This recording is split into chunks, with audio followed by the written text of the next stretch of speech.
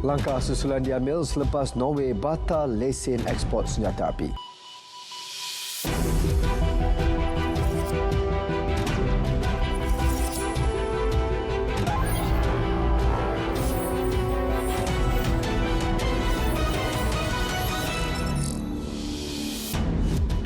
Assalamualaikum, salam Malaysia Madani. Berita tengah malam sama saya, Sahih Samsudin.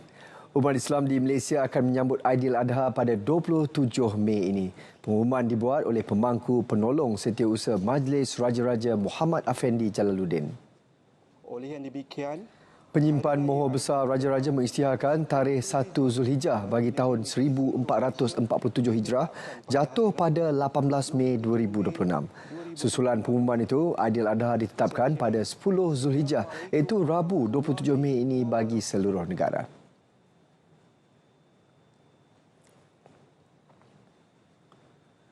Tiga jawatankuasa khas ditubuh bagi meneliti tindakan susulan berhubung pembatalan lesen ekspor peluru berpandu anti kapal NSM oleh Norway kepada TLDM. Menteri Pertahanan Datuk Seri Muhammad Khalid Nordin berkata, langkah itu merangkumi kajian terhadap tuntutan pelanggaran kontrak serta kegagalan syarikat pembekal memenuhi komitmen perjanjian. Tiga jawatankuasa, satu untuk mengkaji apakah yang wajar kita lakukan, terutamanya dalam soal nak buat tuntutan dengan kegagalan syarikat itu untuk membekal mengikut kontrak. Kedua, kita ada jawatankuasa untuk mencari alternatif, dan ketiga, kita ada jawatankuasa untuk cari penyelesaian melalui saluran diplomasi. Beliau mengulas kegagalan syarikat pertahanan Norway, Kongsberg Defence Aerospace ASA menghantar peluru berpandu anti kapal NSM untuk kegunaan kapal tempur pesisir LCS.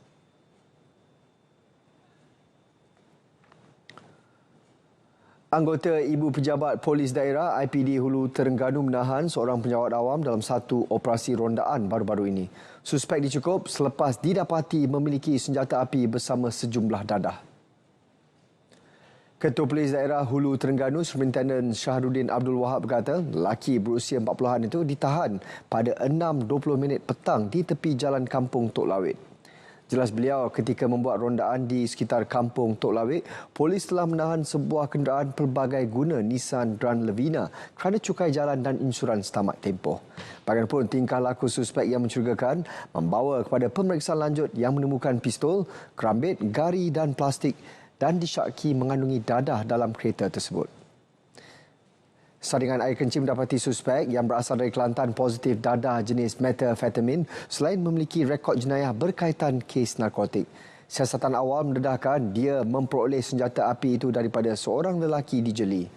Polis masih menyiasat kegunaan senjata api itu dan reman suspek disambung 5 hari bagi membantu siasatan.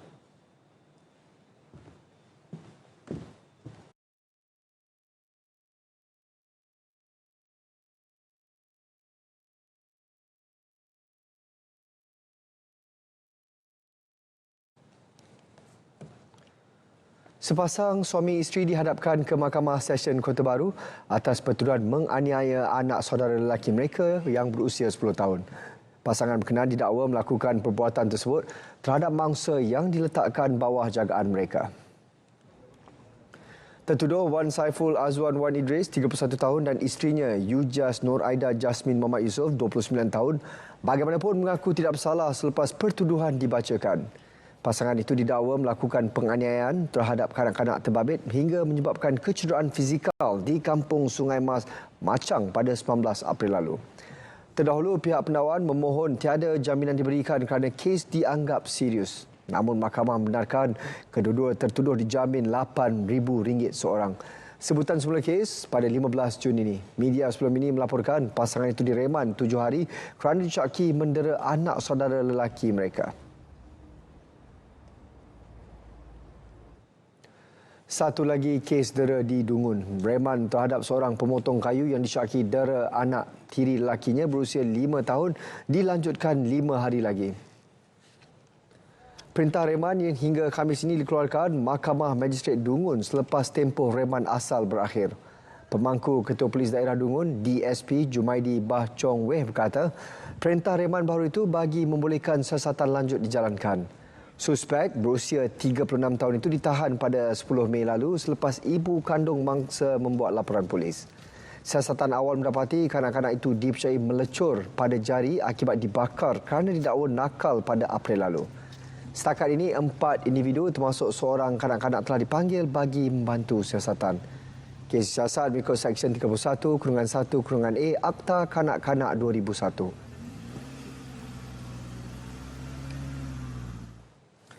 Di Sarawak, mayat seorang lelaki warga Mas ditemukan di kawasan semak berhampiran Tanjung Beladin, Simanggang.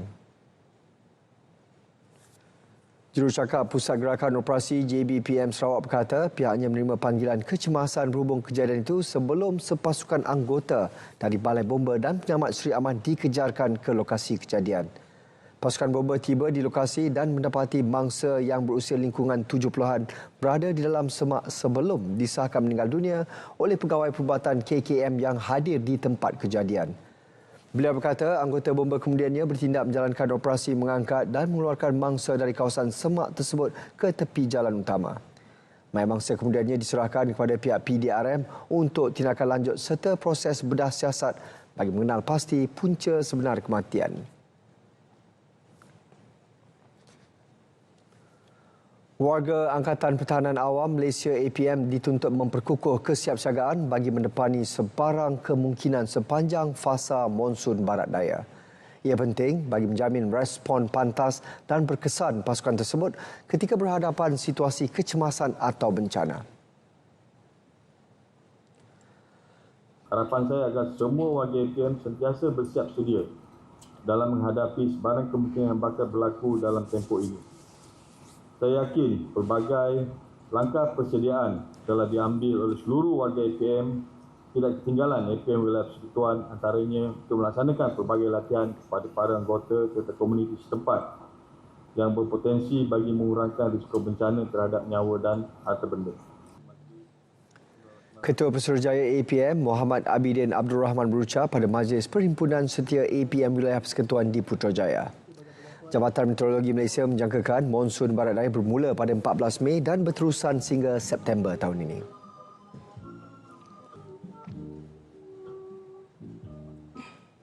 Pembukaan operasi pintu empangan Pedu dan empangan Ahning di Kedah masih diteruskan dengan jumlah pelepasan 600 kusek air di kedua-dua empangan berkenaan. Bahagian Pengurusan Empangan dan Sumber Air Lembaga Kemajuan Pertanian Muda MADA memaklumkan takungan air di empangan Pedu kini berada pada paras 41.47%, manakala empangan Ahning 51.58%. Sementara itu, takungan air di empangan Muda meningkat kepada 15.50% tanpa sebarang pelepasan air dilakukan. MADA turut menggesa orang ramai menggunakan air secara berhemah bagi memastikan bekalan terus terjamin. Dalam pada itu, MADA menghargai komitmen NADMA, Met Malaysia serta agensi berkaitan yang melaksanakan operasi pembenihan awan di kawasan tadahan empangan. Operasi pembenihan awan siri kelima itu dilaksanakan pada 12 Mei lalu susulan penyusutan paras air akibat cuaca kering di Kedah dan Perlis. Hasil operasi berkenaan, hujan mula dikesan di kawasan tadahan utama Kedah dengan taburan antara 10 hingga 70 mm.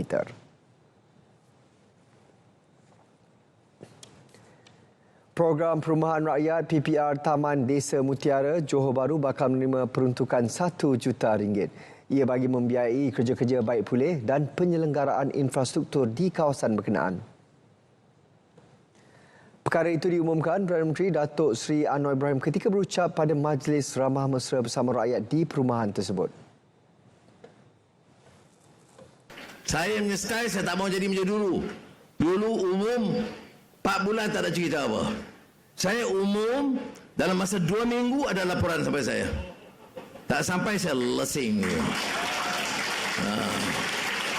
Kau tidak orang dah mual dekat pilihan raya umum.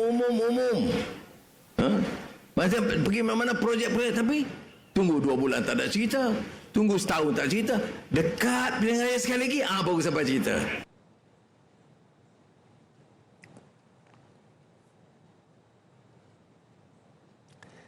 Cadangan tingkatkan kuota subsidi budi madani RON 95 bagi penghantar makanan P-Hailing daripada 200 liter kepada 250 liter sebulan akan dibincang pada mesyuarat Kabinet Selasa ini. Perdana Menteri memaklumkan langkah tersebut diambil susulan pertemuan beliau bersama Wakil Pemandu Perkhidmatan Berkenaan bagi mendengar keluhan golongan terbabit. Mesyuarat hari Selasa ini saya akan bawa dalam mesyuarat bincang sebab dia dapat 200 sama macam kita RON 95 200 saja liter. Jadi saya kata nanti saya peringatkan Saudara Fahmi, kita cari jalan kalau sekurang-kurangnya naik dah 50 250. Jelas Datuk Seri Anwar, kebajikan rakyat sentiasa diutamakan dan tidak hanya tertumpu kepada pengumuman projek berskala besar. Beliau berucap pada Majlis Ramah Mesra Perdana Menteri bersama rakyat di PPR Taman Desa Mutiara, Johor Bahru.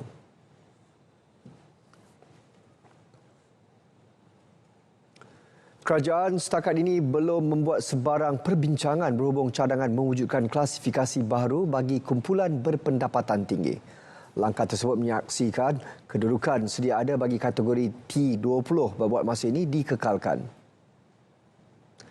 Menteri Kewangan II, Datuk Seri Amir Hamzah Azizan maklumkan tumpuan kini terarah kepada usaha menambah baik inisiatif Budi Madani RON 95 Budi 95. Sementara itu, mengulas permohonan Kesatuan Perkhidmatan Perguruan Kebangsaan NUTP yang meminta kerajaan mengekalkan subsidi bahan api bulanan 300 liter kepada warga pendidik, beliau menjelaskan penyelarasan kuota kepada 200 liter terpaksa dilakukan demi menggalakkan penggunaan berhemat dan mengurangkan beban kewangan negara. Menurut beliau, konflik di Asia Barat telah memberi tekanan terhadap bekalan minyak dunia sekaligus menyebabkan kos subsidi kerajaan melonjak sehingga mencecah 7 bilion ringgit pada Mac lalu sebelum turun kepada sekitar 3.5 hingga 4 bilion ringgit kebelakangan ini.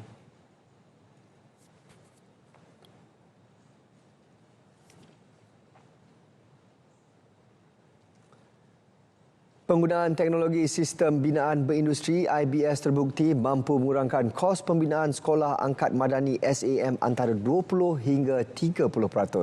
Selain menjimatkan belanja, kaedah moden itu turut mempercepat tempoh siap projek berbanding pendekatan konvensional. Menteri Kewangan II, Datuk Seri Amir Hamzah Azizan berkata, pendekatan IBS membolehkan projek pendidikan dilaksanakan dengan lebih tersusun dan berkualiti sekaligus mengurangkan kebergantungan kepada kaedah pembinaan konvensional yang sering terdedah kepada kelewatan. Pembinaan sekolah ini saya rasa kita dapat menjimatkan antara 20 ke 30%, terpulang kepada keadaan tanah yang ada dan di mana kita nak membinanya lah. Jadi kalau kita ke 30% tu penjimat yang banyak tu kan. Ya, insya-Allah dengan ni bukan saja kita dapat jimat, tapi yang pentingnya kita dapat membinanya dengan lebih cepat lagi lah. Jelas beliau, penggunaan IBS akan diperluas dalam projek sekolah angkat madani dan inisiatif pembangunan lain bagi memastikan penyampaian infrastruktur awam lebih cekap, pantas dan berimpak tinggi.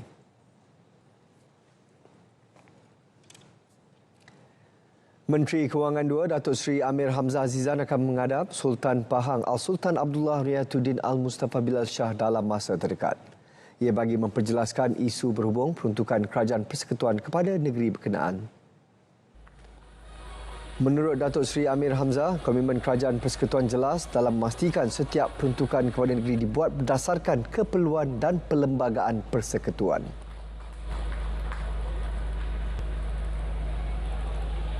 Seperti yang dikatakan oleh Amat Berhormat Perdana Menteri, saya akan berbincang juga dengan Kerajaan Negeri Pahang dan saya akan berjumpa dengan Sultan Pahang insya-Allah minggu ni untuk memperjelaskan sikitlah. Ini saya rasa tak ada masalah. Ini adalah hanya memastikan semua pihak faham apa yang ada, apa yang kita dah berikan, apa yang perhatian diberikan, dan saya rasa insya-Allah akan selesailah isu ini. Sumber penjanaan di Malaysia terdiri daripada bahan api fosil seperti gas dan arang batu dan tenaga boleh diperbarui seperti hidroelektrik, solar, biogesin dan biogas. Tenaga elektrik kemudian disalurkan melalui talian penghantaran voltan tinggi yang membawa tenaga ini ke seluruh semenanjung Malaysia. Setiap unit elektrik yang anda guna di-charge berdasarkan kadar tarif semasa. Gunakan tenaga elektrik secara berhemah. Tutup switch bila tidak digunakan. Tetapkan suhu penyaman udara antara 24 hingga 26 darjah Celsius. Bersihkan atau servis peralatan elektrik secara berkala. Gunakan lampu LED. Dan pastikan anda menggunakan barangan elektrik berlabel 5 bintang yang cekap tenaga. Jadilah seorang yang cekap menghargai tenaga elektrik setiap kali anda memetik Swiss. Jangan khianati dan cuba menggugat kestabilan kerajaan perpaduan. Perdana Menteri yang juga pengerusi Pakatan Harapan menyatakan bersedia memulangkan mandat kepada rakyat sekiranya berlaku cubaan mengkhianati kerjasama politik yang dibina ketika ini. Menurut Datuk Seri Anwar Ibrahim, pendekatan berhemah dan rundingan yang diamalkan selama ini tidak seharusnya dianggap sebagai tanda kelemahan. Berucap pada konvensyen PH di Johor Bahru, beliau menegaskan setiap kerjasama yang dibentuk perlu berlandaskan prinsip, kepercayaan dan komitmen untuk menjaga kestabilan negara. Beliau turut mengingatkan semua pihak agar tidak mengambil tindakan yang boleh menjejaskan keharmonian serta keyakinan rakyat terhadap kerajaan. Kita berjuang puluhan tahun berdasarkan prinsip. Kalaupun kita mengambil pendekatan yang hikmah, berunding dengan baik, tidak menegur dan menyegah mereka secara terbuka kerana kita faham maksud bil hikmah. Tapi jangan salah baca. Jangan salah faham. Jangan ugut dan ada tindakan ke arah pengkhianatan.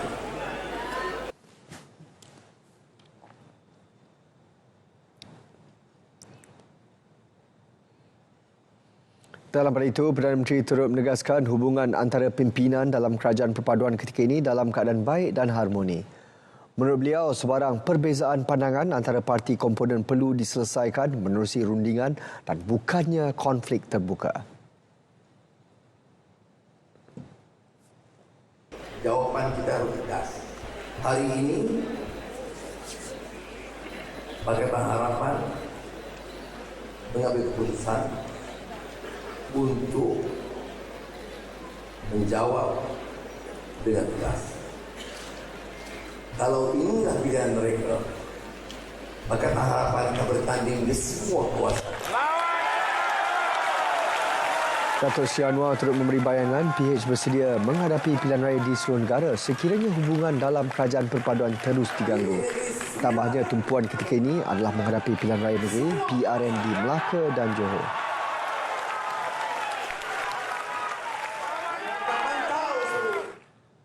Kerjasama antara Kerajaan Persekutuan dan Kerajaan Negeri Johor tidak terkesan meskipun Pakatan Harapan dan Barisan Nasional Johor akan bertanding di semua 56 kerusi pada PRN akan datang. Pengarah Komunikasi Pakatan Harapan Datuk Fahmi Fadil berkata, kedua-dua parti mempunyai pendirian masing-masing dan perkara itu tidak menjejaskan hubungan dalam kerajaan perpaduan. Saya percaya kita tunggu dan dengar pandangan daripada pimpinan utama peringkat Pakatan Harapan. Kita akan memberi kesan kepada kerjasama dalam kerajaan persekutuan. Tidak.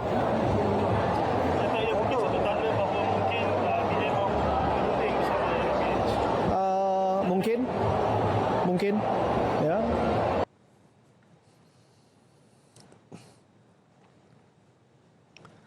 Sijil Peperiksaan Bersepadu UEC tidak menggantikan Sijil Pelajaran Malaysia SPM. Sebaliknya, pelajar yang memiliki UEC perlu menduduki SPM sebagai syarat asas pendidikan negara. Setiausaha Agung DAP Anthony Loke Siu Fook berkata lebih 80% pelajar UEC telah menduduki SPM sejak 5 tahun lalu dan menyelar dakwaan mereka tidak mengikuti dasar pendidikan kebangsaan. Menurut beliau, tindakan Perdana Menteri menangani isu berkenaan sebagai pendekatan berani. Jangan kita terperangkap dalam isu-isu ini.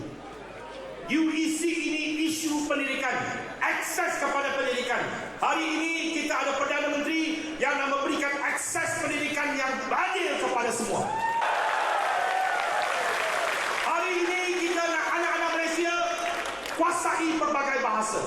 Bahasa Melayu hebat, bahasa Cina hebat, bahasa Inggeris hebat, bahasa Tamil juga hebat. Kalau boleh, bahasa Arab juga kita hebat. Inilah kerajaan Madani. Katanya lagi, kerajaan akan terus memperkukuh bahasa Melayu sebagai bahasa kebangsaan di samping menggalakkan penguasaan pelbagai bahasa dalam kalangan generasi muda. Usaha memperkukuh sistem pengangkutan awam di Johor terus diperkasa apabila kerajaan meluluskan projek sistem aliran transit otomasi ART bernilai lebih 10 bilion ringgit. Ia antara pelaburan infrastruktur terbesar di negeri itu bagi menyokong jaringan mobiliti masa depan termasuk RTS Link Johor Bahru, Singapura. Menteri Pengangkutan Anthony Loke berkata kelulusan projek berkenaan mencerminkan komitmen kerajaan persekutuan dalam memastikan sistem pengangkutan awam di selatan tanah air terus moden, efisien dan bersepadu. Kita kena ambil masa untuk kaji. Ini projek bukan 10,000, 10 bilion punya projek. Kena ambil masa sikit untuk teliti, untuk lihat macam mana kita nak laksanakan. Tetapi sementara belum ada ART, kita ada backup plan. Kita akan tambah bas dekat Johor Bahru untuk disperse penumpang-penumpang RTS. Kita juga akan perkenalkan perkhidmatan KTM komuter untuk selatan antara Keluang sampai Johor Bahru. Semua ini adalah usaha dan sumbangan kita untuk memajukan lebih jauh.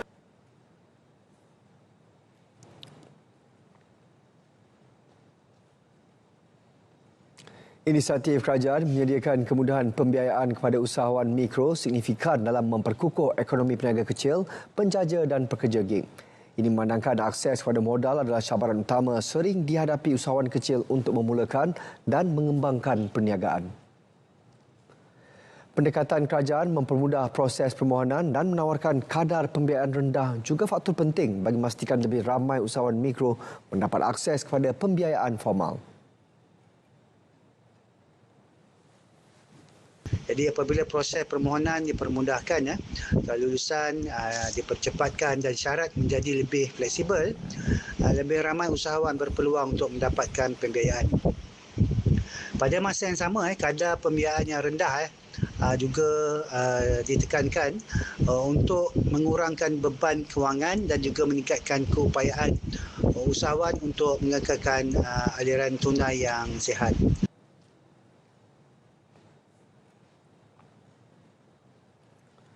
Pertubuhan Kesihatan Sedunia WHO kini meletakkan hantavirus di bawah pemantauan rapi susulan amaran kesihatan terbaru mengenai ancaman jangkitan maut tersebut. Laporan Nurul Asmawati Harun.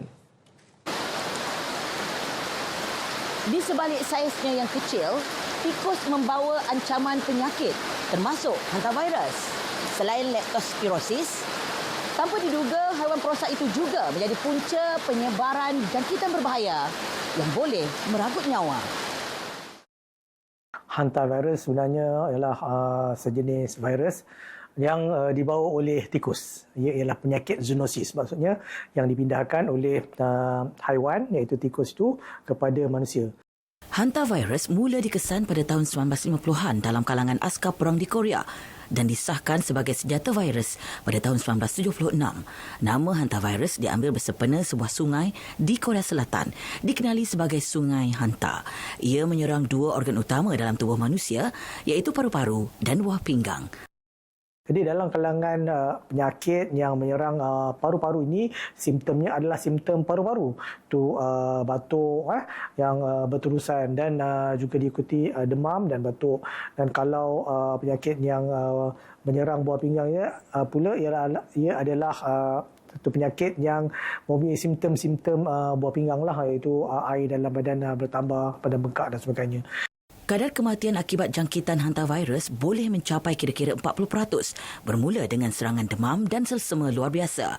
Dalam kes tertentu, ia boleh menjejaskan sistem pernafasan. Selalunya penyakit ini akan datang ataupun seseorang itu akan mengidap demam. Demam itu berpanjangan dan diikuti oleh simptom seperti batuk. Tetapi biasanya beza dengan sesama. Sesama itu self-limiting. Maksudnya dia boleh sembuh dengan sendirinya, tetapi dalam hantavirus ini ia boleh menjadi lebih teruk lagi dan boleh menyebabkan kesukaran untuk bernafas. Jadi rawatan awal sekiranya demam dan batuk yang teruk perlu mendapatkan rawatan. Walaupun kes hantavirus belum dilaporkan berlaku di negara ini, tahap kesedaran masyarakat terhadap kebersihan persekitaran dan risiko pendedahan kepada tikus perlu terus dipertingkatkan. Esok, ketahui kaedah pencegahan dan kawalan yang boleh diamalkan sebagai langkah berjaga-jaga terhadap ancaman hantavirus. Nurul Asmawati Harun, RTM.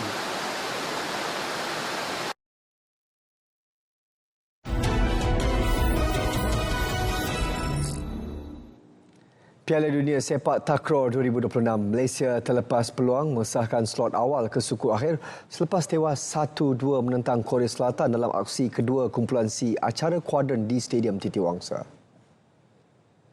Skuad negara dibarisi Muhammad Afifuddin Muhammad Razali, Muhammad Fitri Muhammad Azwadi, Amirul Zazwan Amir dan Aidil Aiman. Aksi kurang meyakinkan di set pertama menyaksikan mereka tewas 8-15. Bagaimanapun, kemasukan Muhammad Syahril Aiman Halim bagi menggantikan Muhammad Fitri pada set kedua berjaya mengubah situasi sekaligus membantu pasukan mengikat kedudukan menerusi kemenangan 15-11. Set penentuan pula menyajikan aksi sengit kedua-dua pasukan. Namun Korea Selatan tidak lebih konsisten untuk menoktahkan kemenangan 15-13. First set kita punya tactical kurang menjadi. So second set tu kita terus tukar kita punya plan B. So alhamdulillah menjadilah untuk plan B kan. Tapi itulah rezeki tidak memihak pada kita lagi. Malaysia berdepan misi wajib menang ke atas India pada aksi terakhir kumpulan malam ini untuk menghidupkan peluang mara ke suku akhir.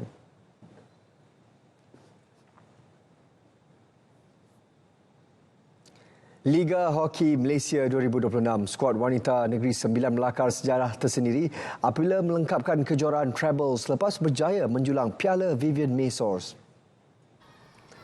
Dalam aksi pentas akhir di Stadium Hoki Nasional Bukit Jalil, menyaksikan skuad kendalian Syaiful Azli Abdul Rahman itu mencatatkan kemenangan bergaya 5-2 menewaskan pasukan jemputan dari Australia Territory Stingers. Turun membawa reputasi selaku pasukan pilihan selepas menewaskan Terengganu 3-0 di peringkat separuh akhir. Negeri Sembilan mempamerkan aksi dominan sejak awal permainan. Kejayaan terbaru itu menyaksikan misi besar anak buah Syaiful Azli musim ini tercapai sepenuhnya sekaligus memahat rekod bersih selepas mengungguli Piala Sumbangsih dan kejuaraan Liga.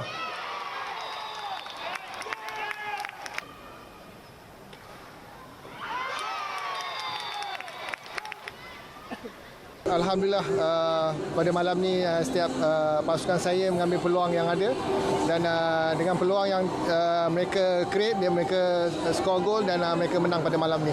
Dan saya alhamdulillah syukur. Saya ini tahun kedua dengan pasukan Negeri Sembilan.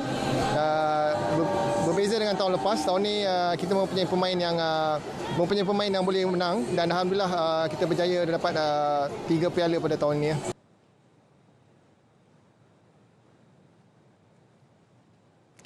Sekian berita tengah malam. Salam Malaysia Madani dan selamat malam.